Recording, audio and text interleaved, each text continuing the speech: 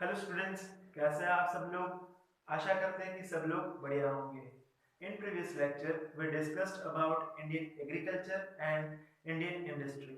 Now in this lecture we are going to discuss about Indian transportation. India का transportation जो है वो कैसा है, कौन कौन से टाइप्स के वेज इंडिया के ट्रांसपोर्टेशन में अवेलेबल है, इन सब चीज़ों के बारे में आज डिटेल में डिस्कस करेंगे।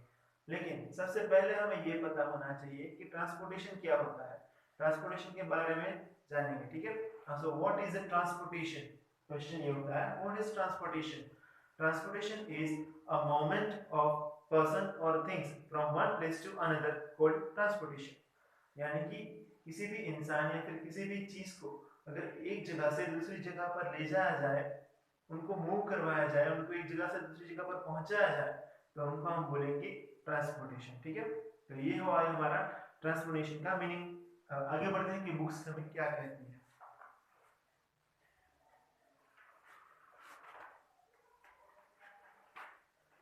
Transportation in India.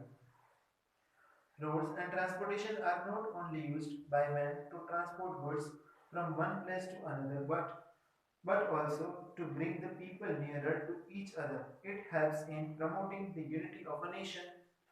There are roadways, airways, railways, and waterways in India. Along with them, ropeways are also used. Pipelines are used to transport liquids. सबसे पहले बात करेंगे रोडवेज के बारे में।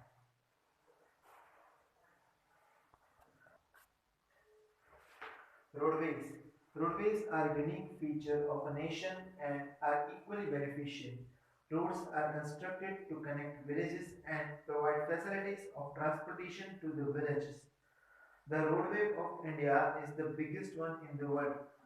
ये जो है क्वेश्चन एग्जाम में आ सकता है कि सबसे बड़ा रोडवे जो है वो कहाँ का है, तो आंसर में लिखेंगे इंडिया का, ठीक है। Okay, types of roadways. Village road. Village road connects the village with the main city of taluka or district's main city. Taluka या डिस्ट्रिक्ट के मेन सिटी से किसी भी विलेज को कनेक्ट करता है, वो रोड जो होता है वो विलेज रोड कहलाता है। Next one is district road. The district roads connects the major regions and cities with the taluka. Taluka से डिस्ट्रिक्ट की जो मेजर रीजन्स यानी कि बड़े जो सिटीज होते हैं उनसे कनेक्ट करने वाला रोड जो है वो डिस्ट्रिक्ट रोड कहलाता है। स्टेट हाईवे की बात करते हैं। State highway connects the state capital with the district headquarters and important cities. यानी कि डिस्ट्रिक्ट हेडक्वार्टर, जिले का कोई भी हेडक्वार्टर होता है वो उस स्टेट का जो कैपिटल होता है उनसे कनेक्ट होता है, वो उस रोड को हम कहेंगे state highway. Next one is national highway. National highway is the most important highway. It connects one state with another. National highway जो होता है वो एक राज्य से दूसरे राज्य को कनेक्ट करता है, यानी कि एक स्टेट से दूसरे स्टेट तक जाता है। It connects the main cities, ports, administrative headquarters, etc. There are approximately 50 national highways. India में तकरीबन 50 जितने नेशनल हाईवेज है। अब यहाँ पर दो नेशनल हाईवे के बारे में बताया गया है। सो पहला है national highway number 7। It being the longest highway of India, it extends from Varanasi to Kanyakumari. सबसे बड़ा वाला जो नेशनल हाईवे कौन सा है, नेशनल हाईवे नंबर 7। अब बात करते हैं नेशनल हाईवे नंबर 35 के बारे में। It is the shortest highway. It connects Kolkata to bongaon. Kolkata से लेकर bongaon तक का जो नेशनल हाईवे है, नेशनल हाईवे नंबर 35, वो क्या है कि इंडिया का सबसे छोटा शॉर्टेस्ट हाईवे है। The city near the border of Bangladesh, सबसे छोटा नेशनल हाईवे जो है वो नेशनल नंबर 35। अब बात निकली है हाईवेज के बारे में, रोड्स के बारे में, तो चलिए कुछ इंपॉर्टेंट थिंग जो है वो जान लेते हैं। यहाँ पर हमने कुछ लिखा है, क्या लिखा है कि हम लोग जो कहीं ना कहीं पर जाते हैं तो वहां पे बीच में रास्ते में हमें कुछ ना कुछ माइलस्टोन दिखते हैं, ठीक है।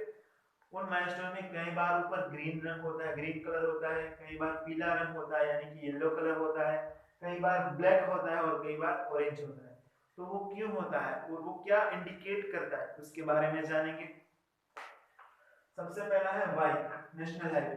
जो नेशनल हाईवे होता है वहां पर हमें जो माइलस्टोन मिलता है उस माइलस्टोन के ऊपर येलो रंग होता है, येलो कलर होता है।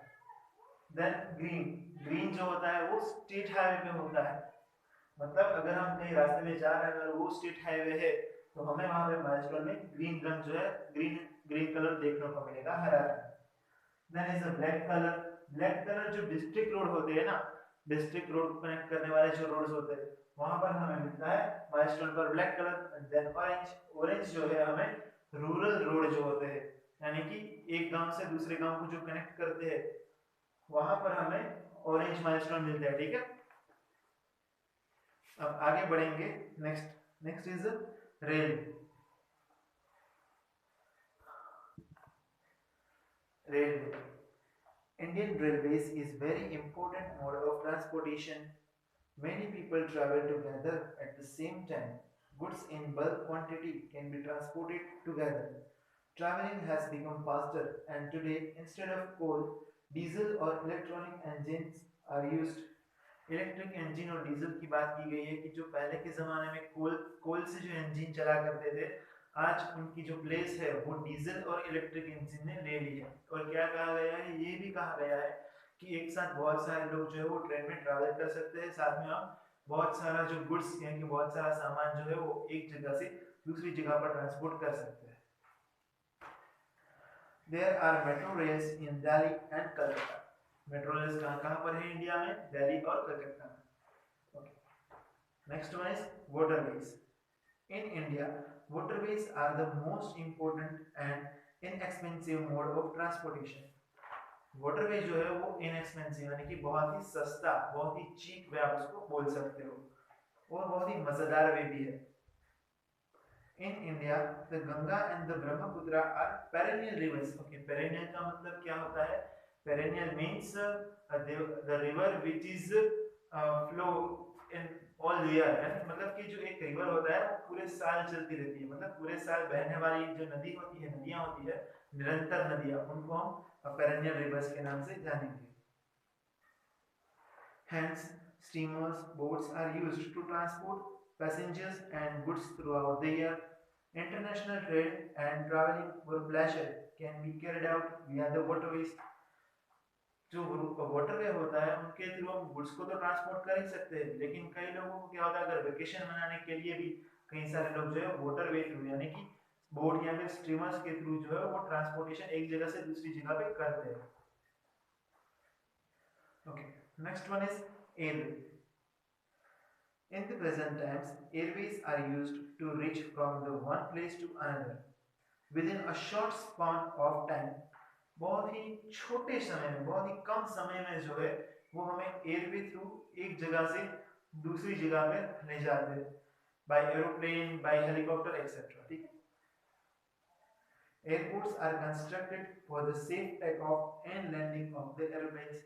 अब एरोप्लेन जो है वो टेक ऑफ या फिर लैंडिंग यानी कि सही से उड़ान भरने के लिए और सही से नीचे आने के लिए उनको एक वे लगता है, ठीक है, और वहां उसके लिए हमने एयरपोर्ट पर वेज तैयार किए हैं, ठीक है। Okay. The international airports are located in Ahmedabad, Mumbai, Delhi, Kolkata, Chennai, and Thiruvananthapuram. Indian Airlines provides the service for domestic travel, and Air India provides the service for international travel.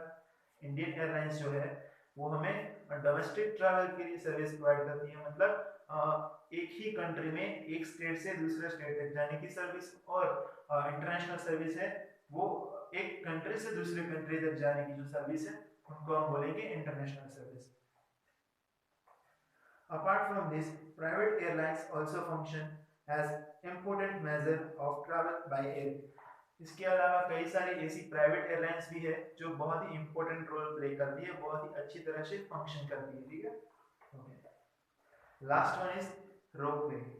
In the mountain regions where roads or railways cannot be constructed, then their ropeways are constructed. कई सारी ऐसी जगहों पर है पर्वतीय विस्तार पर यानी कि माउंटेन एरियाज पर कि जहाँ पे हम रेलवेज या फिर रोडवेज कनेक्ट कंस्ट्रक्ट नहीं कर सकते, तो वहां पे क्या होगा, रोपवेज जो है हम उनका यूज कर सकते हैं, ठीक है। Ropeways are constructed at Rajgir in Bihar and in many places of the Himalayas. जी, राजगीर एक जो बिहार में एक प्लेस है राजगीर, ठीक है, उनके बारे में कहा गया है कि वहां पर हमें रोपवे देखने को मिलता है। दोस्तों इसी के साथ आज हमारा ये ट्रांसपोर्टेशन वाला जो टॉपिक है यहाँ पे खत्म होता है। अगले अगले ब्लॉग में हम देखेंगे चैप्टर नंबर 6 के बारे में। Thank you.